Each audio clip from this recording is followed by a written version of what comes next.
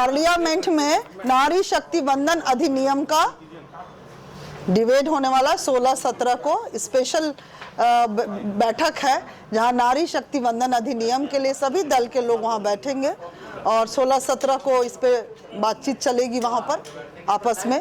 और निश्चित ही 18 तारीख को इसका रिजल्ट आने वाला है। एक स्पेशल बैठक है इसमें नारी शक्ति वंदन अधिनियम के लिए। और मैं कहना चाहूँगी कि देश के यशस्वी प्रधानमंत्री जी यदि नारी शक्ति अधिनियम ला रहे थे तो उसके पहले उन्होंने कई दशक पहले इस कार्य को शुरू किया है ना, तभी आज ये वंदन अधिनियम ला रहे। यदि नारी सशक्तिकरण, आप देख सकते हैं कि पहले देश में हमारी महिलाओं की स्थिति, बेटियों की स्थिति क्या थी। बेटियों को भ्रूण में ही हत्या कर दी जा रही थी, है ना, बेटियों को पैदा होने का भी अधिकार नहीं था। जैसे वो प्रधानमंत्री बने उन्होंने बेटी बचाओ बेटी पढ़ाओ जैसी योजनाओं को लाया, कन्या समृद्धि योजनाएं लाए इस तरह से कि बेटियों को पढ़ना भी है आर्थिक रूप से, क्योंकि जब तक वो पढ़ेंगी नहीं, बेटी बचाओ बेटी पढ़ाओ। और कन्या समृद्धि योजना के तरह उनको पढ़ाई का पूरा पैसा वगैरह जो मिलता, पहले था कि बेटियों को पढ़ने की भी घर में दिक्कत होती थी, सोचते थे कि यदि घर में बेटा और बेटी है तो बेटे को पढ़ाइए। ये सच्चाई है, हकीकत है, ये है ना, आप सब भी जान रहे हैं। तो एक तरह से कन्या समृद्धि योजना जो लाया गया, सुकन्या समृद्धि योजना, उसके तहत बेटियों को बढ़ाया गया। और मातृत्व योजना के तहत महिलाओं को, जो गर्भवती महिलाएं हैं, वहीं से उनका देखरेख पोषण वगैरह शुरू कर। आप पहले का दर देखिएगा, मेरे पास आंकड़ा है कि किस तरह बेटियां कितनी कम साक्षर थी। आज बेटियां 80% ऊपर साक्षर हो रही हैं, पढ़ रही हैं, क्योंकि उनको सुविधाएं केंद्र से, सरकार से मिल रही है। और आज बच्चे की भी जो जननी है वहीं से उनकी शुरुआत हो रही है, तो आज उनकी भी सुरक्षा बढ़ रही है। घर भी देखिए प्रधानमंत्री योजनाएं चली, जहां महिलाओं को सचमुच की गृह स्वामिनी बन रही हैं। एक होता है ना कि मानसिक रूप से भी आपको सशक्त बनाना पड़ेगा महिलाओं को, तो ये सब काम उन्होंने कई दशक पर पहले ही शुरू किया। आज का ये नहीं है। क्या बोल, यह लागू होता है तो कितना फायदा होगा खासतौर पर महिलाओं को? बिल्कुल फायदा होगा, आपको भी होगा। शहर में आप भी, हम भाई बहन महिला पुरुष कहीं अलग नहीं है। यदि आपके घर की माँ बेटी बहन यदि सबल होती है तो एक परिवार सबल होगा, एक समाज सबल होगा और एक राष्ट्र सबल होगा। बिल पास होने के बाद क्या महिला मजबूतीकरण में कुछ इजाफा होगा कि वैसे ही चलेगा? बिल्कुल होगा। ये सोच तो बिल्कुल रखना ही नहीं चाहिए आपको, क्योंकि महिला कभी कमजोर नहीं थी। आज ठीक है बिल पास हो रहा है, पर मैं ये जरूर कहना चाहूंगी कि यदि एक घर का छोटा डिसीजन भी होता है, घर में आप एक छोटा डिसीजन लेते हैं, कोई व्यापार करते हैं, एक बेटी का शादी के लिए जाते हैं या बेटे के लिए बहू लाते हैं, तो आप सबसे पहले अपनी माँ से पूछते हैं, अपनी पत्नी से पूछते हैं, यहाँ तक कि यदि आपकी बेटी है तो उसकी भी राय लेते हैं। तो महिला तो कहीं ये नहीं थी, आप इस चीज को मानते हैं। और आज ये आप देखिए ग्रामीण परिवेश से आज बहुत काफी समय, मैं कह सकती हूँ कमी था, अब मजबूत हुई है 14 के बाद। ये देखिए योजनाएं मिलने से। पहले क्या था, बच्चे को मान लीजिए पढ़ाना है, आपके घर में बेटा भी है बेटी भी है, आप पहले प्राथमिकता बेटे को देते थे, ये सच्चाई है। आप ये मानती है कि पहले कमजोर थी अब मजबूत हुई है? बिल्कुल हुई है। आज ग्रामीण क्षेत्र में जाइए, एक एक मुखिया, एक एक महिला, यदि आरक्षित सीट है, चाहे ग्रामीण क्षेत्र हो चाहे शहरी क्षेत्र हो, जहां भी आरक्षण हुआ है महिलाएं अपना काम बखूबी निभा रही हैं। तो कहीं ना कहीं ये आरक्षित सीट जो मिला महिलाओं को, तो वो उनको मजबूत बनाने के लिए मिला है और प्रूफ करने के लिए मिला है कि हाँ महिलाएं भी काम, यदि उनको अवसर मिलता है तो वो कर सकती हैं। और उसके पहले उन्होंने पढ़ाना शुरू किया, बच्चियों को पढ़ाना लिखाना, बहुत सारी चीजें थी। कुरीतियां तो में लड़कियां कमजोर थी, आज देखिए हायर मेडिसिन में पढ़ाई की संख्या, इसको आप ले लीजिएगा मेरे पास से, इसमें आंकड़े हैं मेरे पास कि पहले के दर से और अब के दर में शैक्षणिक बेटियां माध्यमिक शिक्षा में कितना पढ़ रही हैं, क्योंकि उनको कन्या जो सुकन्या समृद्धि योजना के तो उनको पढ़ाया जा रहा। मातृत्व योजना के साथ एक महिला को भ्रूण से ही उसकी तैयारी हो रही है, उसको सुविधाएं मिल रही हैं, तो बेटियां पढ़ रही हैं, आगे बढ़ रही हैं। और जहां भी उनको वहां मिल रहा है काम करना, चाहे ग्रामीण परिवेश चले जाइए, ग्रामीण महिला सब अपना काम बखूबी कर रही है, पंचायत से लेकर नगर शिखर। आप देखिए अभी शहरी निकाय योजना अभी जो हुई, निकाय का जो ये हुआ, उसमें भी महिलाओं का आरक्षित सीट था और आज वो आ रही हैं, अच्छे से काम करके निभा रही हैं अपना।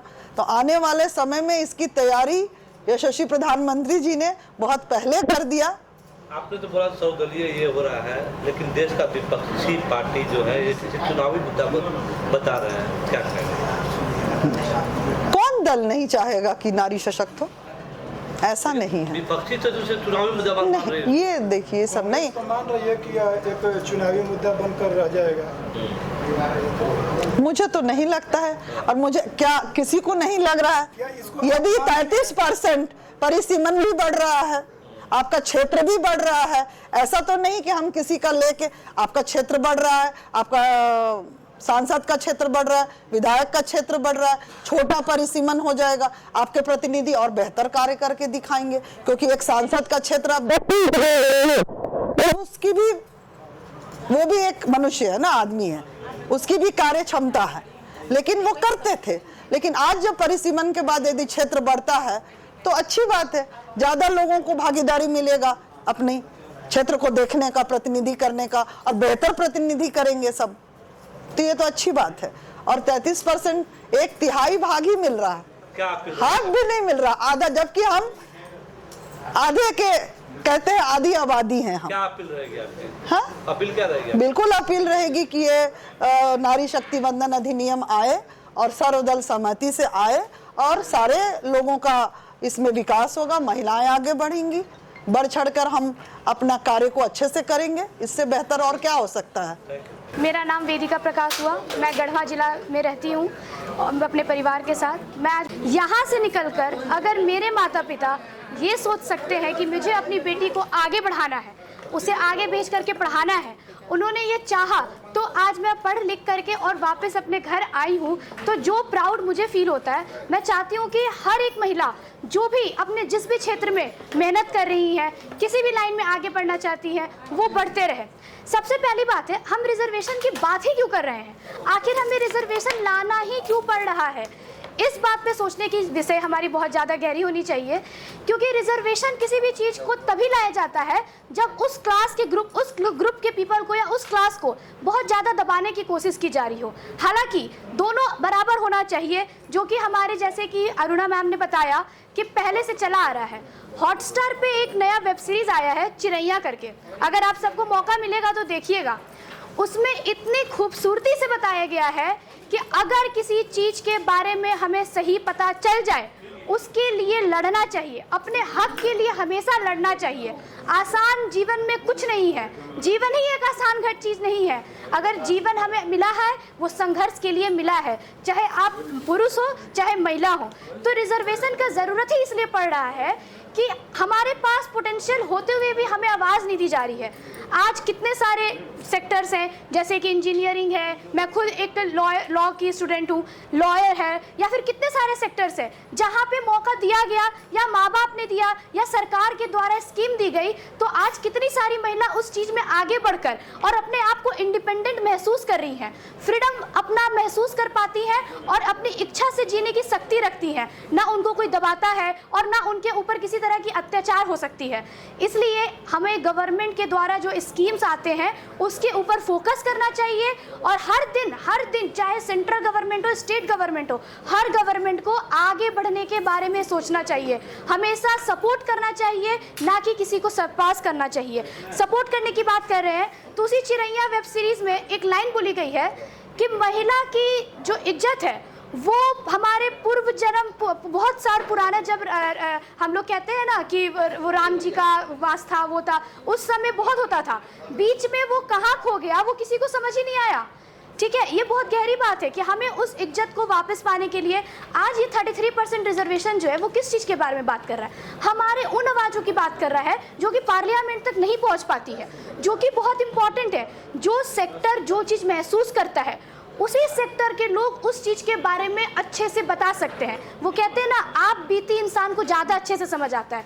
तो अगर वुमेन रिजर्वेशंस की बात की जा रही है, वो किसी का हक नहीं छीना जा रहा है, वो किसी को नीचा नहीं दिखाया जा रहा है, वो ये बात किया जा रहा है कि जिस सेक्टर के ऊपर अभी कुछ भी उनका से नहीं है पार्लियामेंट में या फिर गवर्नमेंट में, उनका भी से होना चाहिए, और उनका से होना भी बहुत ज़रूरी है, क्योंकि उनकी तरक्की उनसे बेहतर कोई नहीं समझ सकता है। 33% रिजर्वेशन हो, चाहे बहुत सी औरतें हैं जैसे निर्मला सीतारमण, कितनी बड़ी हमारी फाइनेंस मिनिस्टर हैं जो कि हर साल इतना अच्छा बजट प्रेजेंट करती हैं और उस चीज़ को इम्प्लीमेंट करती हैं।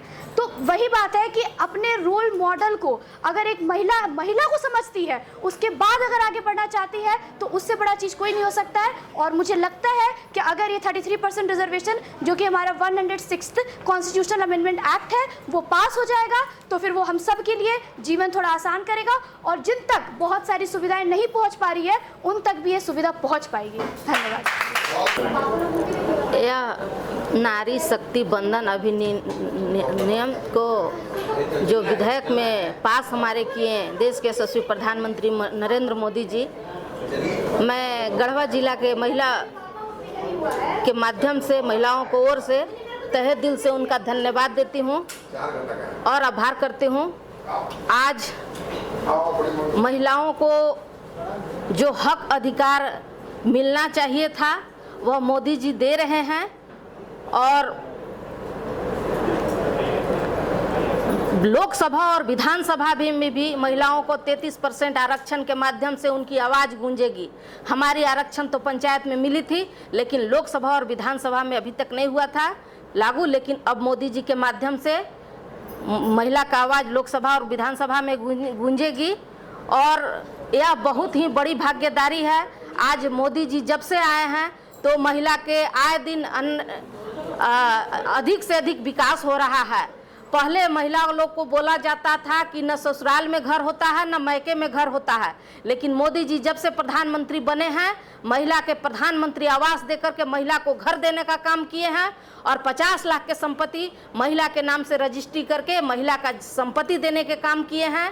इज्जत घर शौचालय दे के महिला के नाम से महिला को शौचालय देने के काम किए हैं। उज्ज्वला योजना के माध्यम से गैस चूल्हा देने का काम किए हैं। बहुत सारी चीज़ जो है महिला के नाम से दिया जा रहा है। मोदी जी महिलाओं को विकास के लिए निरंतर रात दिन सोचते रहते हैं और आज हर एक जगह महिला, आज शहर से लेकर देहात तक सुदूरवर्ती क्षेत्र में जो महिला अपनी घर से चौखट से बाहर नहीं निकलती थी, आज मोदी जी के माध्यम से आज महिला समूह के जुड़ करके महिला लोग 1 लाख से 5 लाख तक के लोन लेकर के 1 रुपया ब्याज के दर से महिला लोग अपना आर्थिक स्थिति को मजबूत कर रही है और पति के साथ कंधे से कंधे मिलाकर चलने का काम कर रही है, अपने बाल बच्चों को पढ़ाने का काम कर रही है और नाम कमा रही है। इसीलिए गढ़वा जिला की ओर से मोदी जी को बहुत बहुत आभार और धन्यवाद।